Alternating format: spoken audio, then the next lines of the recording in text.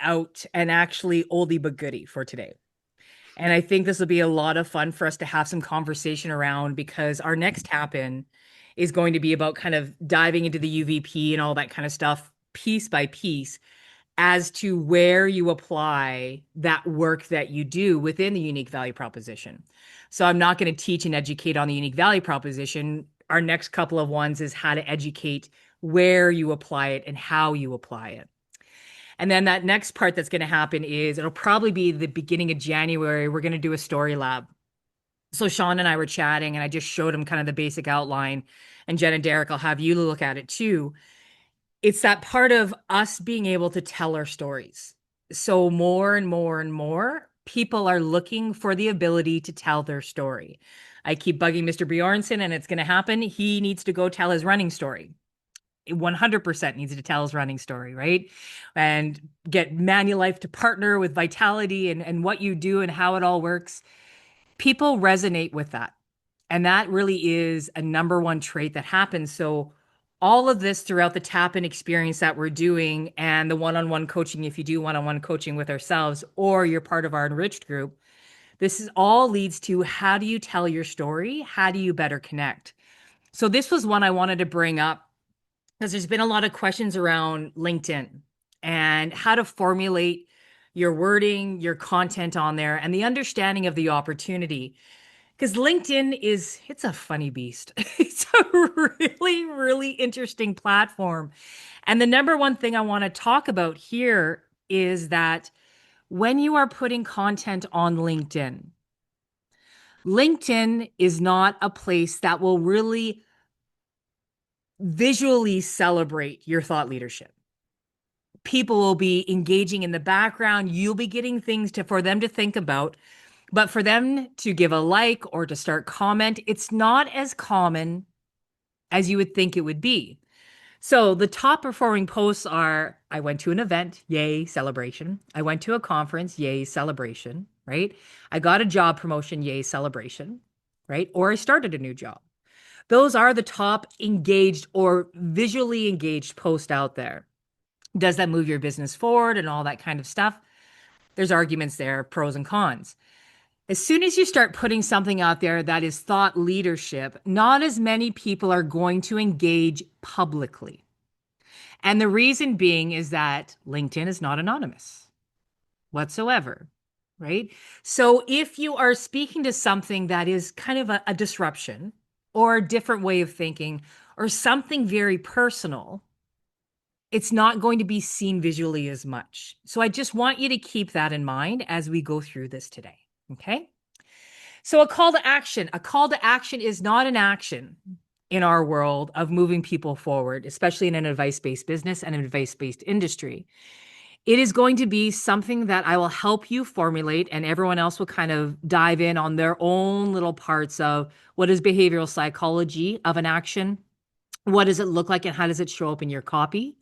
And then how does it show up when you are doing a systems or tools or automation of where's that action, call to action kind of sit within that? Okay. And then that last little part of an ad versus content. And I'm going to move everybody so I can actually see everything. Okay. This was a presentation from last year. And since last year, there's now 2 billion users on LinkedIn. So the numbers are still there, though, that only two actively post. And they define posting as at least one post per week.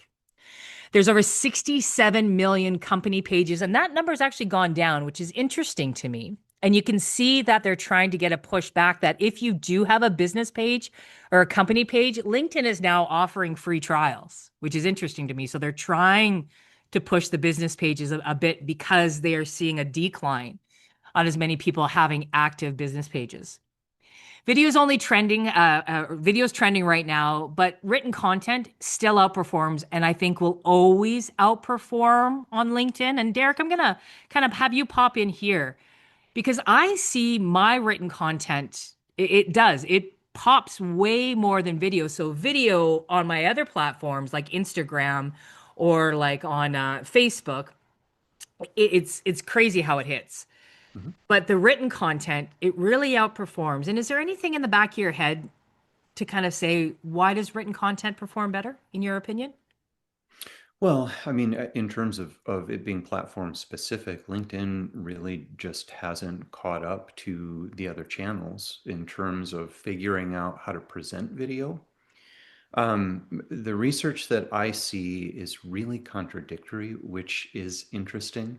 On the one hand, video continues to tick up in terms of engagement, and yet, as you're saying here, a lot of what I'm seeing still centers carousel-based posts, written posts.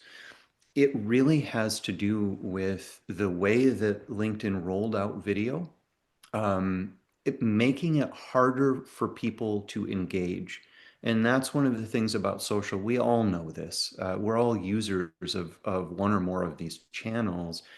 If it's complicated, we tend to scroll past it. Yeah. And that's one of the reasons that video isn't yet really the dominant form of posting and sharing content on LinkedIn. They just Mm. haven't figured out how to present it well enough. Mm. Because as you know, as you were saying, in terms of Instagram, in terms of Facebook, even a platform like X and Blue Sky, you're seeing a prevalence of video because the format rewards it and people have become accustomed to it. That's part of it too. We're still not entirely, as consumers or as users of these channels. On LinkedIn, we're still not quite there. It's not how we're accustomed to seeing the content. So, very important to vary the content you are posting so that you're getting both the engagement and also those opportunities for calls to action, which we're going to go into in more detail. Awesome. I Awesome. have some thoughts on John. this. Hmm. Yeah. I think what you're seeing with video is, for one, when you're comparing it on LinkedIn, like when are people using that platform? Are they at work? Are they in meetings? Is that their social scrolling side of it? And a lot of videos have audio, which you can't, like, they don't want them to turn it on, right? So there are people that creatively put subtitles on it, and sometimes those subtitles are hard to read because they're more aesthetically creative than they are a utility to read it.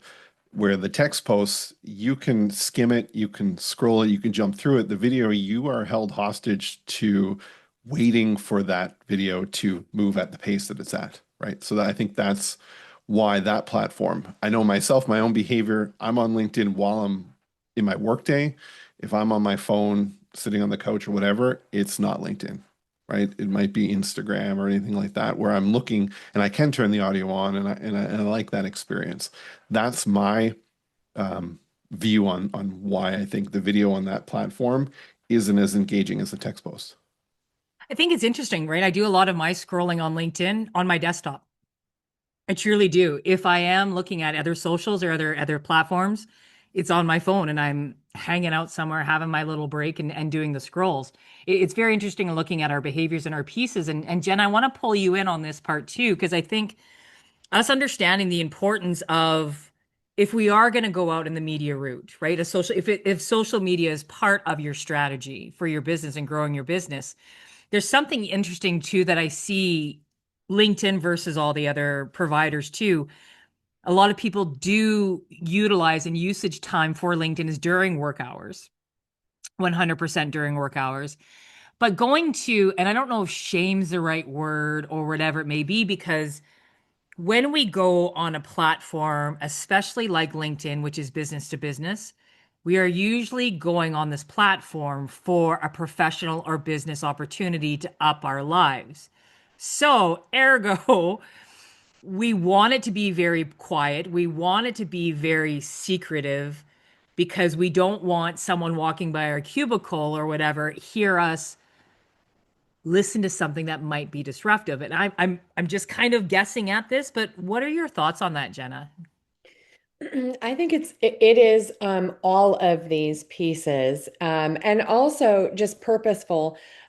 Most often, if I'm going on to LinkedIn, I'm going on for a purpose. It's not necessarily just to socialize, get updated news.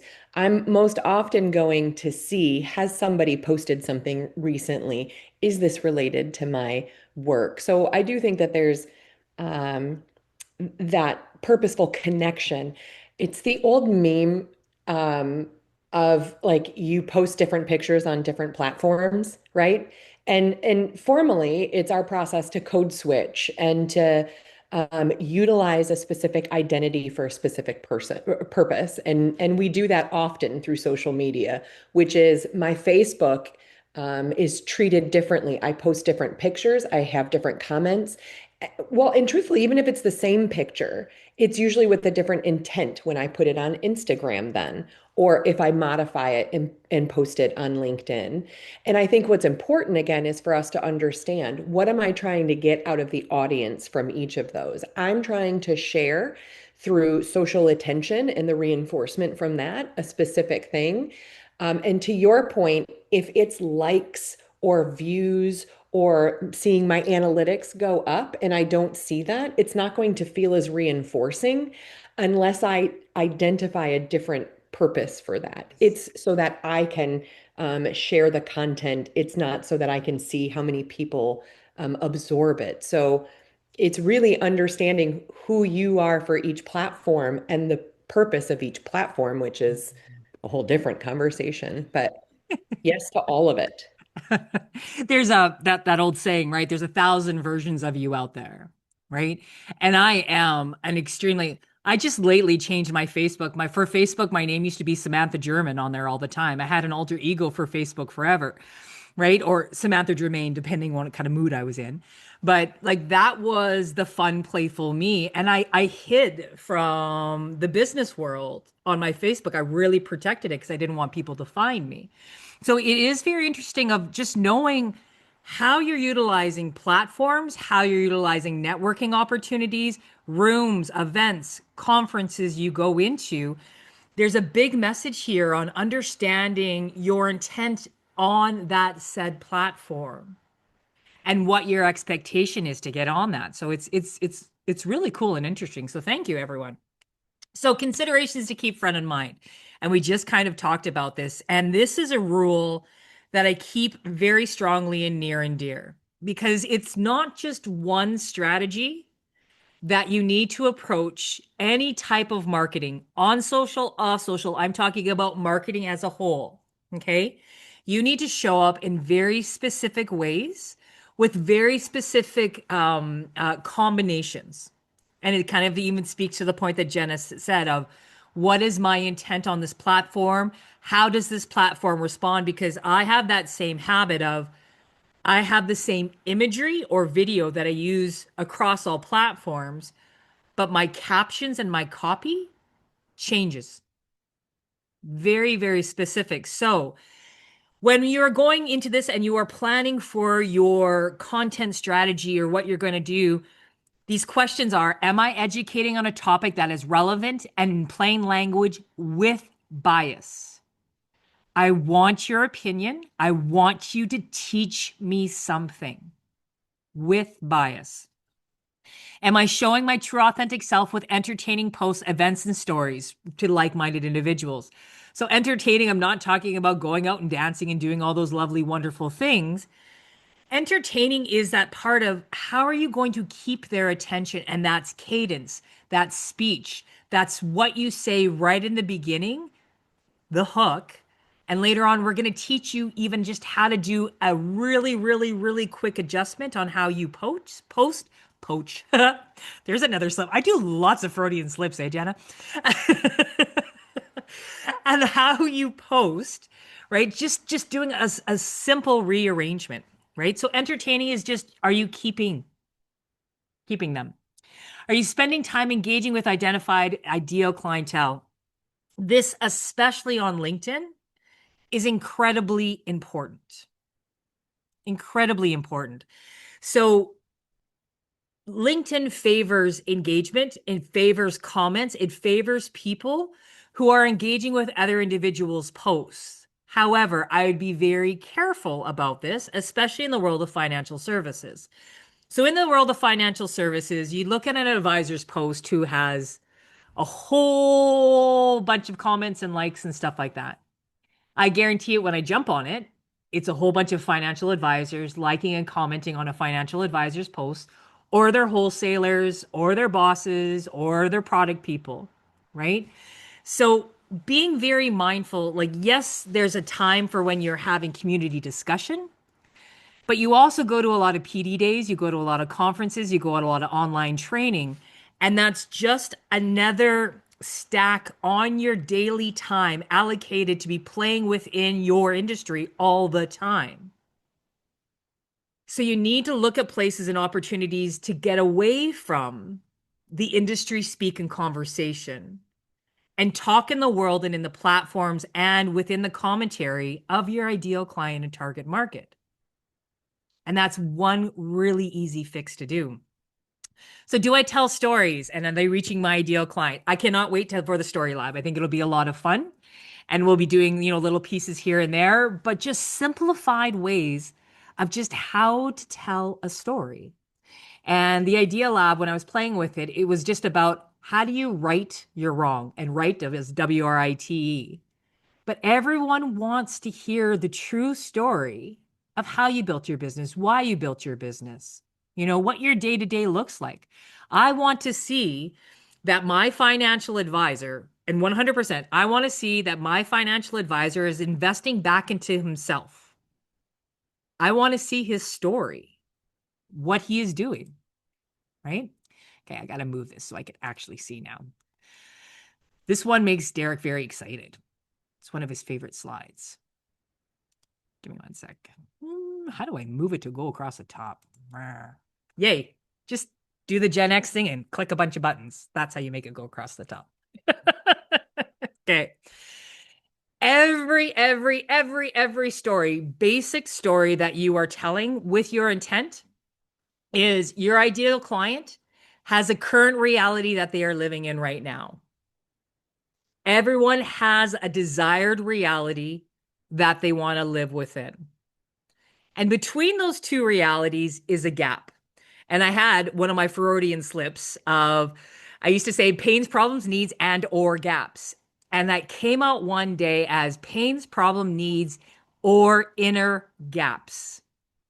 I was like, whew, that's a good one.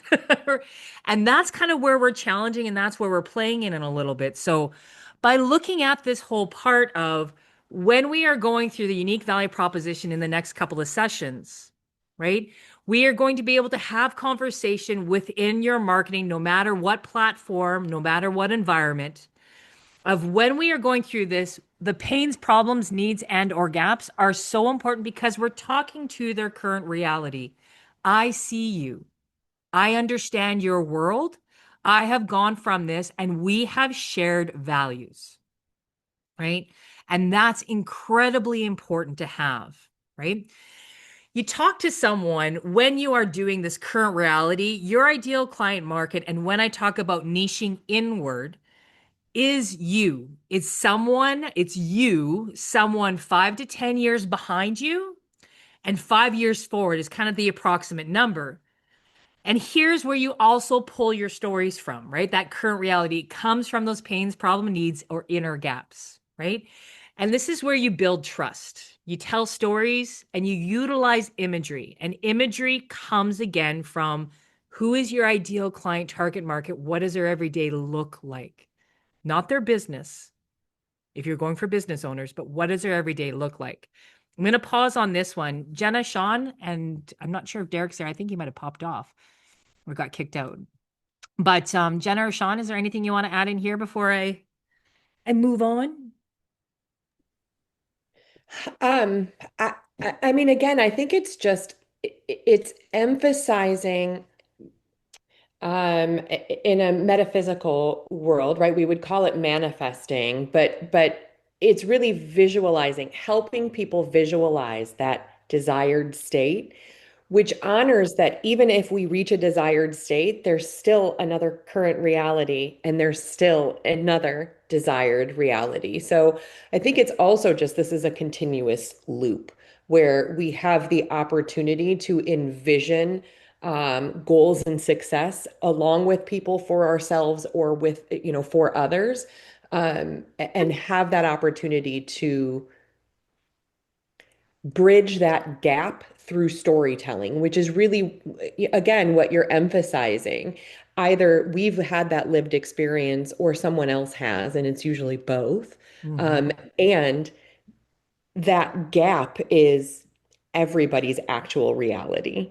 And that's that inner kind of pause where people can continue to work and fill that, which I know we're going to keep getting to, but Mhm. um, again, it's we can visualize it as linear, but it's like it's a lava lamp, right? These are things that are going up and down on a continuous basis. And so I think it's also just that perspective of um, helping people feel like there's continual motion there. Right? Mhm. Momentum. It's so important, right? To know that this actually is going somewhere. It's the funniest thing about the importance of a curriculum. Even just having like, where am I going? Where are you taking me? Because here's my current reality, and I'm coming to get educated on something for some reason, whatever it may be. But what does that look like? What is the path? What is my expectation? Because one of the basic human needs out there, Maslow's hierarchy of needs, and it's even that part of what I've been diving into this past weekend was, am I safe or I need to feel safe? And so acknowledging and going through all that part of feeling safe or am I safe? Incredible. Sean, Mhm. And DJ Cupcake Sprinkles. Oh, sorry, But Jenna. no, you're good. You're good. Go. what I love about the idea of the story side of it is, you know, no matter what field you're in, advising a technical field like myself, there is always the new people that come into the ecosystem, and while they can be trained in the most current ways of things, they don't have that life experience, right? So it's do I want to work with somebody who can do all the technical and the skill stuff? Yes, obviously they need to be competent, but can I relate to them?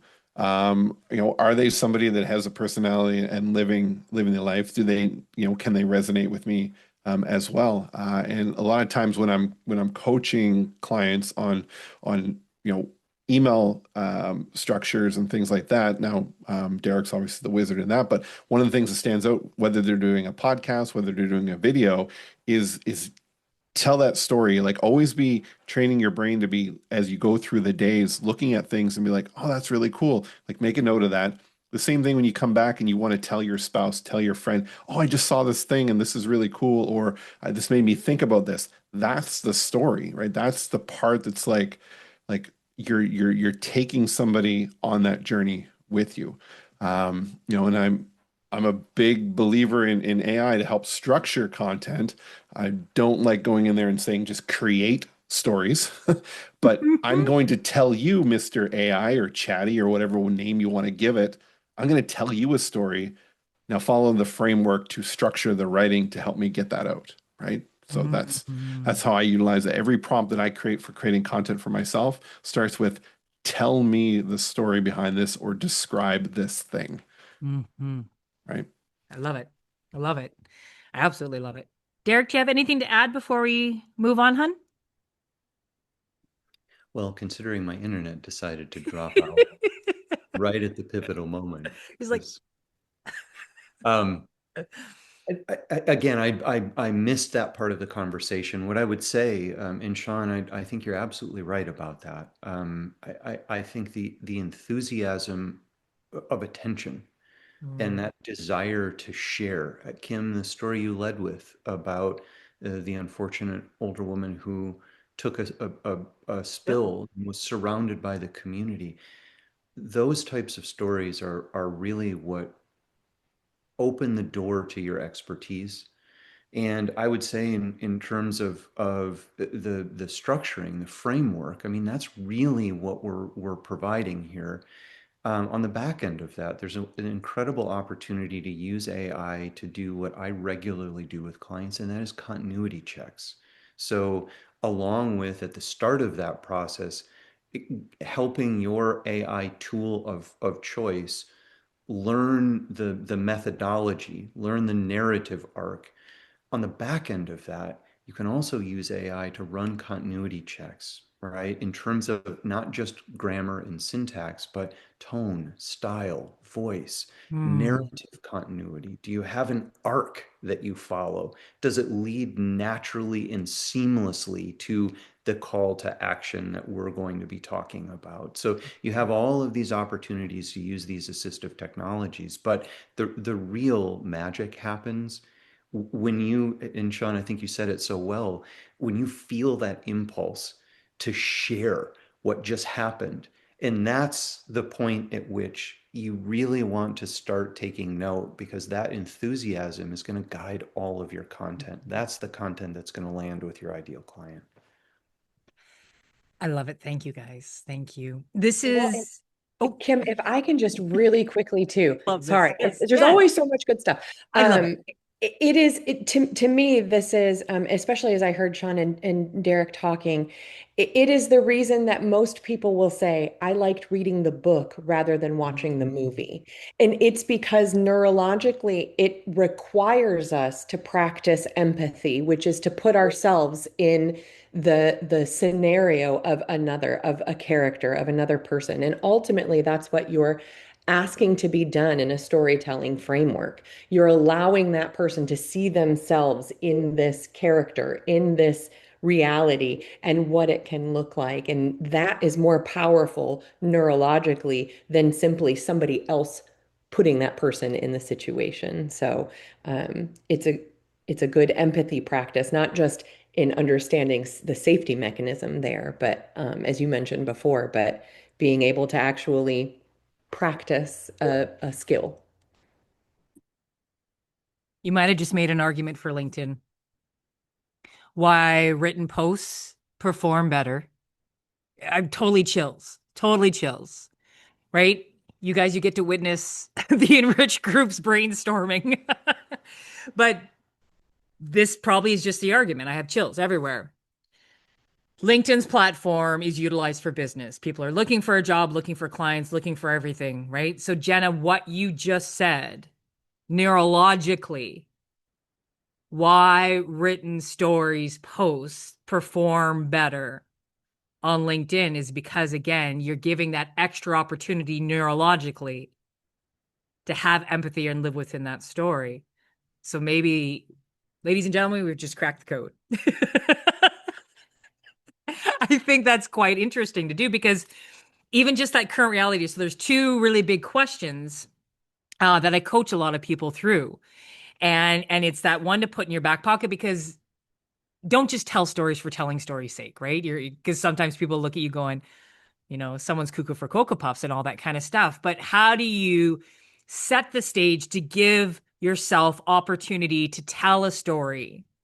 So, number one, when we're mapping all this out, this is why it's so important to have your target client ideal market when you're niching inward, because the probability of you having commonality to connect the story and that whole language and understanding, the probability is going to be extremely high. So you don't sound like a crazy person telling a story about orange bicycles when they just talked about yellow bananas, right?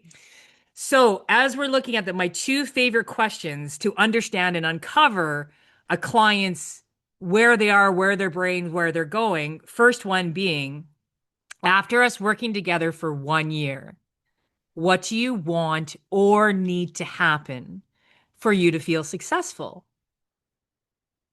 Or for you to feel our time together was a success? And you will get a list. I want this, this, this, this, this. And you know exactly where their brain is. You know if you can actually have a solution bringing forward to it. Then they talk a little bit more. Then you bring in your story to connect to that thing they need to happen to take them from their current reality to their desired state. I still want to go look in the chat right now, but I can't. I see you guys smiling in the background. I feel very left out at this moment. Sean just Okay. made a very salient point about you could be selling banana smoothies from your orange bicycle. So there's always an exception to every Um, rule. you guys, you wonder why I pull my hair back all the time because I love you guys. Okay.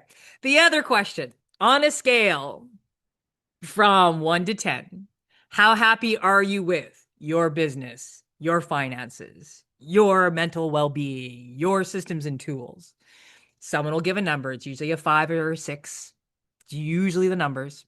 And then that next question is, what would it take to get you to a 10? They tell you everything they need. Then you connect the story if there's a connection, right? So stories are so powerful. We dismiss them, but there's this really good, powerful way. And you watch the greatest storytellers out there, and they don't just start telling a story. They connect to the narrative that's happening within the room. And as I'm listening to everyone talking, the AI, the telling stories, looking for continuity, what's happening with the boom right now with AI and the usage of it. Freedom requires payment upfront. And I'm going to say that again. As everyone was talking, I wrote that down. Freedom demands payment upfront. And that payment is the stuff, the big work, right? Of really truly understanding who you are speaking to, depending on what norm. And the other one that came to mind as everyone was talking was when you shift a room without speaking, you have a different kind of power. And so I sit in a lot of big rooms and I watch the people who I see hold the power within that room. And they are the ones that are asking questions, but they're not really speaking. And they start to guide the narrative. So it's very interesting to see. So that was kind of the couple of pieces that I wrote down there. So thank you, everyone. Okay, desired reality. Results and benefits someone will have by working with you. This is that part of, we're going to talk to that 5%, the gain, right? We're going to talk about what that outcome will be. So many times when we look at LinkedIn descriptors, for example, and it's, Billy Bob and I help business owners save on tax. Good for you, Billy Bob. High five. Nobody cares at all, right? But if they talk to I help desired reality, different, different, right? So there's something so important of how we turn what we really do into a factual thing. And it can't be a factual thing. It has to be an emotional thing. They have to connect to the emotion because 95% of sales is about emotion. You either make them feel something or what you're selling makes them feel something. Okay. So the more you can connect to emotion, the better. And then in that desired reality too that happens, we talk more about, engaging, having those conversations, and your imagery now starts to look at it outcome. The old Freedom 55 commercials and everyone on the boat paddling and happy and, all that kind of stuff. Show them their world, right? And this is actually one of the biggest posts to date. I think Sean Bjornson's heard me tell the story 18,542 times. When I opened up my company 5 years ago, I had to beta test a whole bunch of pieces. And I've been beta testing for a very long time. And the greatest piece ever put out there was, again, a laundry room, double stack washer and dryer. And there was a pile of laundry almost to the ceiling. And all it said over top of the image was, really? You think I have time to talk about life insurance? So there's an incredible part of acknowledging current reality. There's time for acknowledging desired reality, right? And then engaging in telling stories. So that gap that we are all trying to address, you will never fully lessen that gap. There will always be a gap because that is to be human and living, right? That's what we are. The end of one goal is the beginning of the next. That's what it's about, right?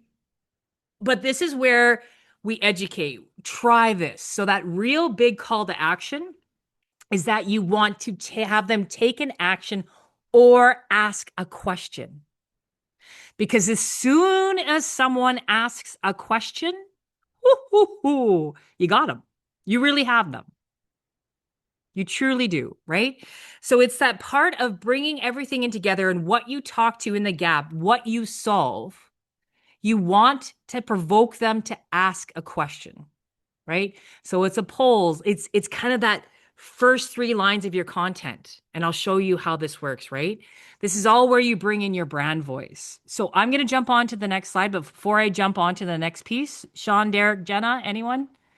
Before I saw Derek's Well, eyes light up. yeah, well, I mean, this is all about what's in it for me, Yeah, right? And understanding what I always refer to as your audience of one. yeah, So much of effective storytelling comes from reverse engineering. I mean, we talk about this in a compositional framework as the rhetorical situation. This gets back to intentionality and all of the incredible points that the three of you have shared. This is about knowing exactly who you're speaking to in a given moment. yeah. And that changes. I mean, despite the fact that getting clarity on your ideal client is pivotal to understanding, when you're talking to Steve, that's going to be a little different than talking to Jane, right? And that reflects the nuances in your ideal client profile. Just because you've gotten clarity there doesn't mean that your audience of one isn't going to shift periodically. And Mm, knowing when, Kim, that's such a great example. So much work gets done in that social media post because it allows the viewer and the reader, right? So here we go, the combination of visuality and the written text.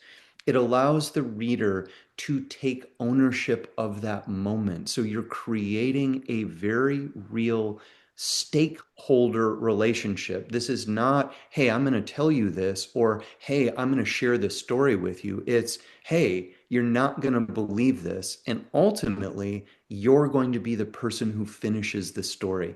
The best content is just like a choose your own adventure that you're mapping out, right? And I think it's a really important way to go about thinking about the content that you're going to be producing. A lot of what we're doing is we're reverse engineering, and we're doing that because you have done the big work of digging down and understanding who you are, how you can help the person that you know you're able to help based on mm, your experience and the expertise that that mm. experience brings.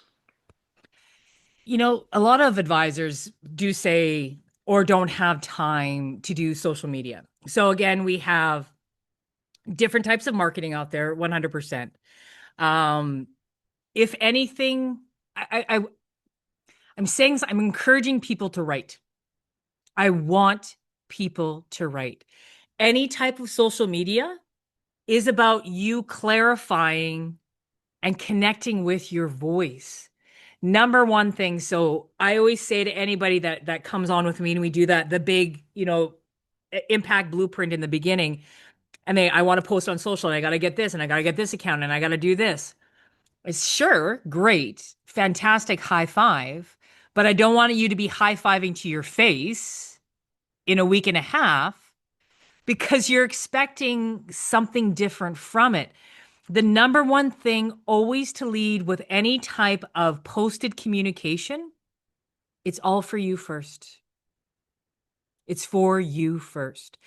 You have to get your message out, your story. And if someone just so happens to like your content, then great. Congratulations. But it's all about you. And it all makes sense because we're going to go full circle, guys, right? Your ideal client is you. You're niching inward.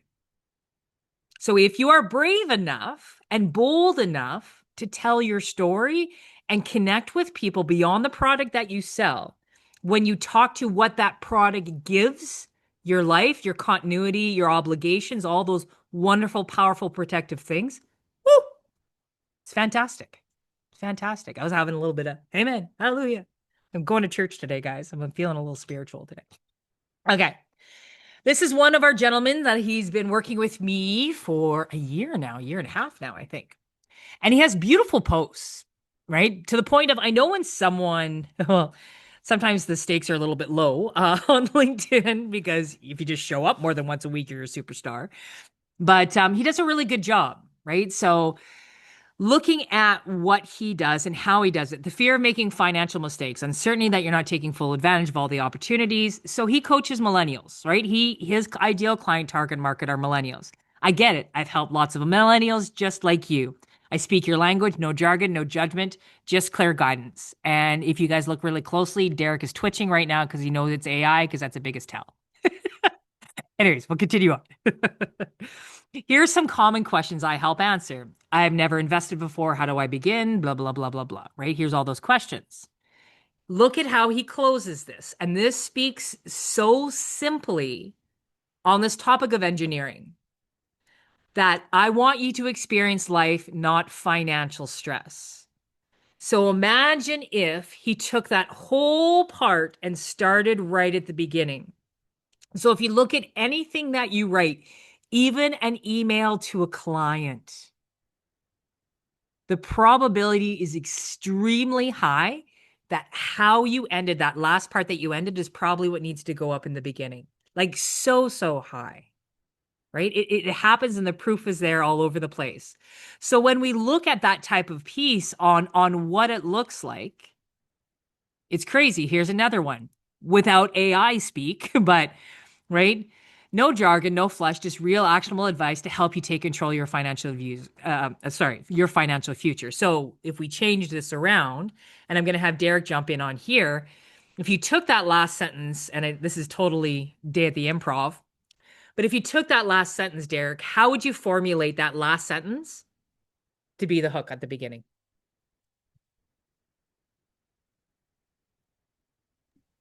Well, you know, it wouldn't be a hook if I were working on it. It would be an invitation, and that's exactly I what love we it. do here. Yeah. How do we wind up inviting the reader in at the very start? You had shown on your earlier slide, first three lines or sentences. You have about 30 to 35 characters on LinkedIn before somebody has to click see more. Mm. Now, it's one of the reasons that you'll see people hit return, right, or a hard stop several times because that means you have to click to see more, which means that counts as a unique impression. Mhm. Gimmicks go out the door, right? That hurts your credibility. So that's one of the things that we want to make sure that you're not doing because if your content is invitational in this way, you don't need gimmicks, right? The stories, the opportunities for other people to engage. So you look at something like this, we're getting rid of jargon, we're getting rid of fluff. What we're really after here is actionable advice to help you take control of your financial future. If we go back to the framework we were looking at earlier, and Kim, Jenna, and Sean, the comments that you have made, what we're doing here is we're alleviating this concern. And that's what I would lead with here. Now, if we really want to go into it, because of the way in which answer engine optimization is replacing SEO, AEO is replacing SEO if it hasn't already, I'd lead with a question, right? How do we frame this as a question that allows the reader to already feel a stake in the content? And so that would be one of the things that I would look to do. And then I would have the post, as it does so well, answer that question. And as you've pointed out in both of these cases, this allows for a natural CTA. It's organic. It's not something that needs to be tacked on at the end. That's one of the biggest differences when you're able to get people involved in participating in your content.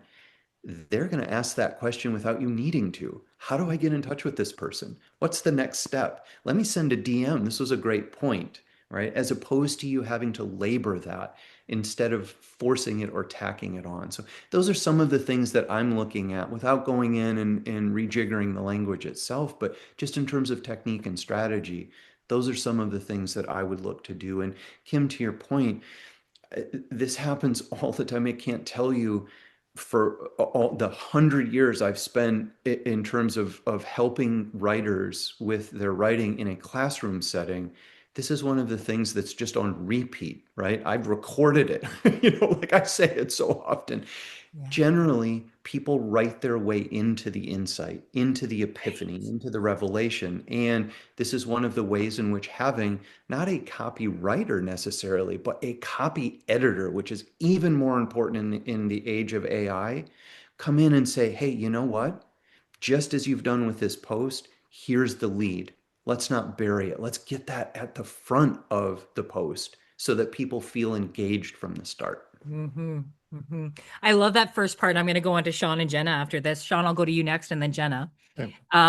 So on this part too, so taking that little piece without it being wonderful and witty and sitting on it for a while, something just as simple as what Derek just said of, do you want actionable advice to help you take control of your future? Right? If you started it off just as simple as, do you want? Or what would it take? There's a power behind language of asking what questions. Not, do you have any questions? What are your questions up until this point? Neurologically and psychologically, it's a big difference. If you ask, do you have any questions? Everyone's like, oh, do I? I don't know. I'm feeling kind of dumb or whatever. If you're utilizing the language of what are your questions up until this point? You automatically start thinking, your reader starts thinking, the person that is listening to you on the other end that you're having the conversation with starts thinking of, what are my questions? Right? It's such a big, big piece. That part about DMs or the call to actions and why my ideal client, the advisors that have become extremely successful by working with me, do not use any type of call to action of DM me or all that kind of stuff. Couple of reasons. Psychologically, for the writer, for the advisor, it's very hard. If you put one in, subscribe to this and all that kind of stuff, and nobody subscribes, and by the way, barely anybody subscribes. I don't care what the false prophets tell you. Barely anyone gets the DMs, barely anyone gets the subscribes or the click here or whatever. Right? That is actually where email marketing comes into place. And that's why it's the strongest. But you're taking up space. You are now putting that out there saying, and then you psychologically feel like a thing of doo-doo because what's wrong with me? Why is nobody doing this? Everyone else gets this, all that kind of stuff, right? If it does happen, it's usually chatbots or whatever that fills it, or the posting pods or whatever it may be. So psychologically remove that so you feel better about yourself. The second part was something that I said, and I will condense it a little bit, but I was speaking not too long ago. And my last final slide just says thank you. And it has little tiny part of the approach coaching method. That's kind of it. And afterwards we were talking, there was a Q&A session, and one lady said, like, where's all your contact information? Where's all your piece? Because every speaker, we all know it. There's a QR code to click. There's contact me here. Here's my email address. Here's my phone number. Here's my website. Here's my dog. Here's my this. Here's my that, right? There's 18,000 ways to find and contact this person. Here's my point of view, and it's to help my mental state. If you are not smart enough to find out my website, where I am from the program, from the agenda, from my name, from whatever it may be, what I just looked at, click on my profile for my LinkedIn, wherever. If you're not smart enough to find that, you're not ready to work with me. And these are the filters I talk about. Now, that sounds maybe egotistical for someone immature in business. But there are filters that you have to put through to see if someone is ready to buy into you. So that takes a lot of that pressure off. We have been, if it was back in 1998, then okay, help people direct where to find things. But every profile, every way, 10 ways to Sunday, you can click in and find someone. Right? So those are two big things I really want to talk about psychologically and professionally, and to help you mature through your business and filter in the right people. That's really important to have. Just all depends on what your intent is behind the post. The everyday post, I would take it out. If you're doing a big push and stuff, there's talk about that later. Sean. My brain is on fire. There's Ooh. so much that I want to add to this, and they're going to be segmented here. But Okay. back to what's on the screen there. You said it last time we met about when people lean in, getting that at the front. When they lean in at the beginning of the post, you've got them versus trying to validate the lean in that comes at the end throughout the content, right? So that's the idea is that I find when I'm reading this stuff, when I click the read more, it's like it got me enough to be like, what is it? Like, I want to know more. That's my point on this. The last one, the one you just mentioned about the slide at the end, My thought on this is directly in line with what you say, and I've seen so many people speak where they do such a great job at catching your attention, educating you, and then that last slide comes up, and what happens? The attention goes away from the message, goes to the screen, and people are writing it down. They're doing this, and you don't leave them with that cliffhanger at the end where they just like, I need more. I'm going to find it. People will want to do that. Um, that's my view on that, and I do the same thing. I love it. The question part, there are um, the idea of some of the questions that I've asked on intake forms, which are not even directly aligned with why they're doing that form. When people onboard with software with me or CRMs or anything like that, I have a question on there was, when was the last time you took a vacation? Why would I ask that? Like, what a weird question to ask. And the reason I get that is because I want to attribute that to a feeling that they have that they wish their business was at a better point that they could take it. And majority of the time, I don't get people say, "Oh, I get to take one every year and I love it," right? It's like, I wish I could take one every year, or I don't remember the last time, right? Now we can connect that to the time, the drain, everything, their chaos that's happening that's there. When I'm booking consults with people, there's a question is, what would need to happen in our time together for you to get value out of this? Right? There's an open text box to ask that question because now I can anchor it to what they're hoping to get out of the time with me so that I can deliver upon that and they lean in and want more and I put them first in there. And the other part of the emotion is whenever something's coming up and you're speaking with them, it's the idea of like how does that make you feel? Right? Like those hows, the what, when, and hows are the three key questions Mhm. that I think in any of the systems or the marketing, because really the leaning into that emotion even more happens when they hit your website, when they seek it out, when they fill out those forms, when they're calling you and talking with you. Anyway, that's my input on everything that was there coming through my head. I can breathe now. Thank you.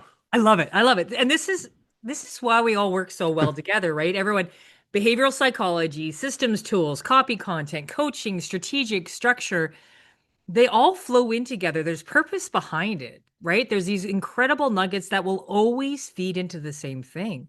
And it's so strong and so powerful. Jenna, do you have anything to add, hun?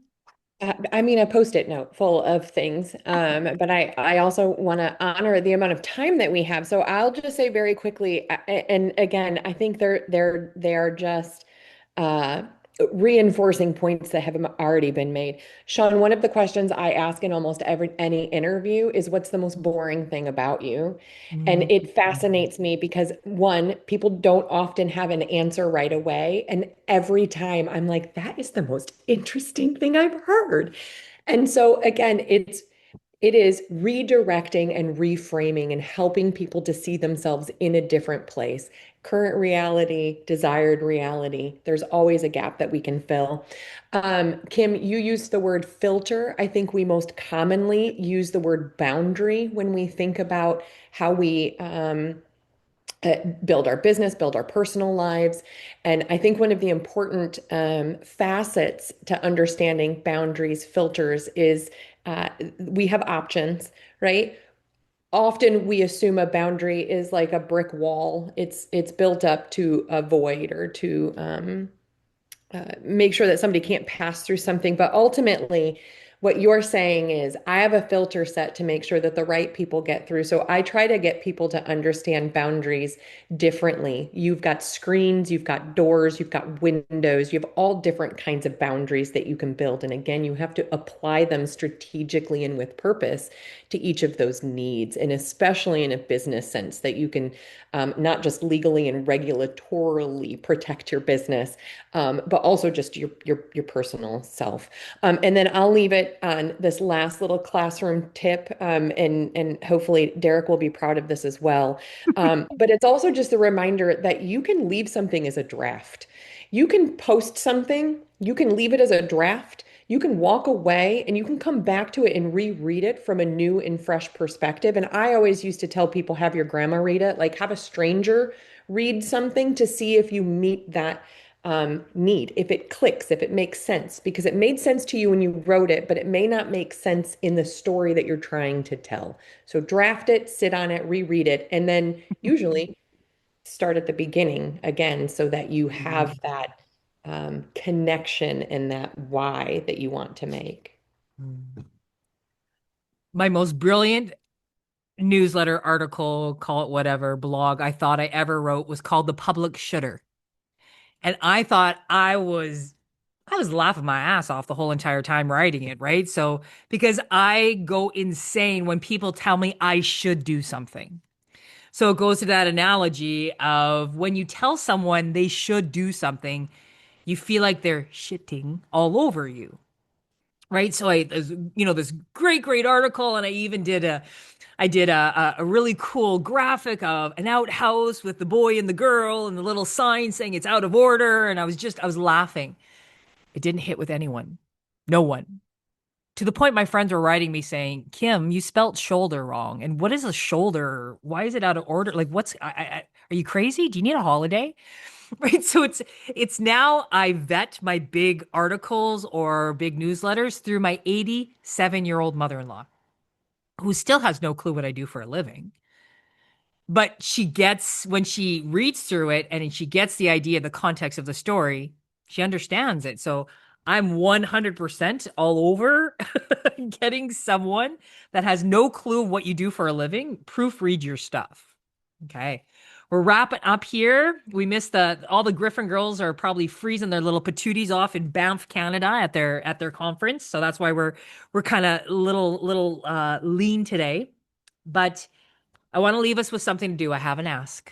I have an ask. Grab a piece of paper in front of you right now. And I want you to write down that one person